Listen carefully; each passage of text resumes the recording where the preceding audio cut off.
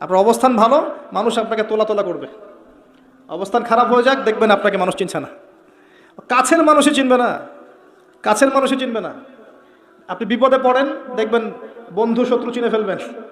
মানে জিগরি দোস্ত বলবে আমি তোর নামই শুনি নাই কখনো।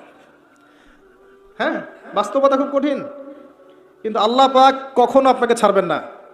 আপনি ভালো কাজ করলে তো আল্লাহ আপনাকে একদম উপরে তুলে নিয়ে রাখবেন, আর যদি আপনি খারাপ কাজও করেন আল্লাহ তারপরে আপনাকে খাওয়াচ্ছেন, পড়াচ্ছেন, বাসস্থান দিয়েছেন, স্ত্রী সন্তান দিয়েছেন, যাবতীয় নিয়ামত দিয়েছেন, বাঁচিয়ে রেখেছেন।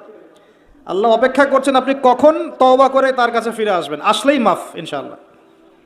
ফিরে এসে যদি বলেন আস্তাগফিরুল্লাহ ওয়া আতুবু ইলাইহি, আল্লাহুম্মা আনতা রাব্বি লা ইলাহা ইল্লা আনতা খালাকতানি আনা আবদুকা ওয়া আনা আলা আহদিকা ওয়া ওয়া'দিকা মাস্তাতা'তু আউযু বিকা মিন শাররি মা সানা'তু আবুউ লাক বিনি'মাতিকা আলাইয়া ওয়া আবুউ বিযানবি ফাগফিরলি ফাইন্নাহু লা ইয়াগফিরুয যুনুবা ইল্লা আনতা। আল্লাহ মাফ করে দিবেন ইনশাআল্লাহ তাআলা। এই দোয়াটা কোথায় আছে? এই নাম সাইয়্যিদুল ইস্তিগফার। কি নাম? সাইয়্যিদুল ইস্তিগফার। হিসনুল মুসলিম বইটা কিনেছেন? গুগল প্লে স্টোরে যান, অ্যাপস এখনই ডাউনলোড করেন, হিসনুল মুসলিম, এখানে বইটা, পুরো বইটা দেয়া আছে। তো আল্লাহর কাছে আসেন, আল্লাহর কাছে ফিরে আসেন, আল্লাহর কাছে আসেন, এটাই হোক আপনার জীবনের কাছে আসার গল্প। আল্লাহ পাক আমাদের সবাইকে আল্লাহর কাছে ফেরার তৌফিক দান করুন, আমিন। যে কথাটা বলতে গিয়ে এখানে আসলাম, যে আল্লাহ ছাড়া সত্যিকার অর্থে কিন্তু আমাদেরকে কেউ ভালোবাসে না। মানুষ মানুষের অবস্থানকে ভালোবাসে, তাই আমাদের উচিত আল্লাহকে ভালোবাসা। আল্লাহ পাক এটা হাদিসে বলেছেন যে হে আদম সন্তান, আমি তোমাকে ভালোবাসি, আর তোমার উপরে এটা আমার হক যে তুমি আমাকে ভালোবাসবে। আল্লাহকে ভালোবাসার অর্থ কি? এই যে আয়াতে আসেন, আল্লাহ বলছেন কুল ইন কুনতুম তুহিব্বুনাল্লাহ, তোমরা যদি সত্যিকার অর্থে আল্লাহকে ভালোবেসে থাকো ফাত্তাবিউনি, মুহাম্মদ সাল্লাল্লাহু আলাইহি ওয়াসাল্লামের অনুসরণ করো। ভালোবাসার প্রমাণ দিতে হয় না? দিতে হয় না?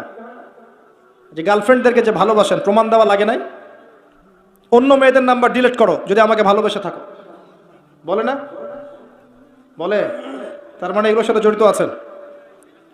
ভালো যদি বেসে থাকো, ভোরবেলা আমার বাসার সামনে এসে দাঁড়াবা। ভালোবেসে থাকলে কালকে ভালোবাসা দিবস, আমাকে নিয়ে সেন্ট মার্টিন যাবা। এটা প্র্যাকটিক্যাল। আপনারা কি মনে করেছেন আমরা কলেজে পড়ি নাই? আমরা এগুলো দেখতে দেখতে বড় হয়েছে। হ্যাঁ, কলেজে আন্দোলন হচ্ছে, মেয়ের কোলে ছেলে শুয়ে আন্দোলন করছে। হ্যাঁ, আমরা দেখেছি এগুলো। গ্রুপ স্টাডি হচ্ছে, ছেলে মেয়ে সব মেসাকার একসাথে মাঠের মধ্যে বসে গ্রুপ স্টাডি করছে। আমরা তো এমনও দেখেছি যে মেয়ে কলেজের ছাত্রীর সাথে স্যারের প্রেম হয়ে গেছে। হ্যাঁ, ইন্নালিল্লাহ পড়ছেন, কিন্তু ব্যাচ পড়ানোর সময় স্যার বলছিল যে এই মেয়ে তো আমার মেয়ের মতো, মা তুমি তো আমার মেয়ের মতো। পরে মাশাআল্লাহ প্রেমও হয়ে গেল, আর তারপর যা হওয়ার তাও হয়ে গেল। এতে কার কি এসে যায়? কারণ সম্মতিতে হয়েছে।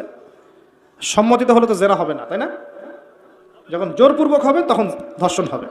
আমরা সমাজটাকে কোন জায়গায় নিয়ে গেছি, এটা আর আসলে মানে মনুষ্য সমাজ নাই, পাশবিক সমাজ হয়ে গেছে। আর আল্লাহ পাক আমাদেরকে বোঝার তৌফিক দান করুন, অ্যাটলিস্ট আমাদের পরিবারটাকে হেফাজত করার তৌফিক দান করুন।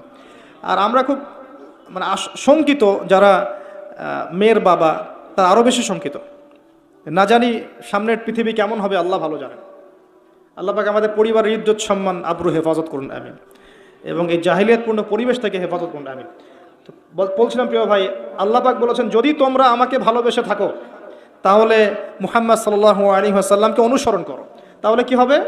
ইউহিব্বুকুমুল্লাহ, আল্লাহ পাক নিজে তোমাদেরকে ভালোবাসবেন ইনশাআল্লাহ। ওয়া ইয়াগফির লাকুম যুনুবাকুম, আল্লাহ পাক তোমাদের সমস্ত পাপ মাফ করে দিবেন ইনশাআল্লাহ। ওয়াল্লাহু গফুর রহিম, আল্লাহ পাক পরম করুণাময় এবং ক্ষমাশীল। আল্লাহ রাব্বুল আলামিন আমাদের সবাইকে মুহাম্মদ সাল্লাল্লাহু আলাইহি ওয়াসাল্লামের অনুসরণ করার তৌফিক দান করুন, জীবনের সমস্ত ক্ষেত্রে তার সুন্নাহগুলো পালন করার তৌফিক দান করুন। আল্লাহ পাক আমাদেরকে তার ভালোবাসা পাওয়ার তৌফিক দান করুন, তাকে আপন করে নেওয়ার তৌফিক দান করুন, বেশি বেশি তার ইবাদত করার তৌফিক দান করুন, আসন্ন রমজান মাস কাজে লাগানোর তৌফিক দান করুন। আমাদের মধ্যে যারা অসুস্থতায় ভুগছে আল্লাহ পাক সবার রোগ ব্যাধি শেফা দান করুন।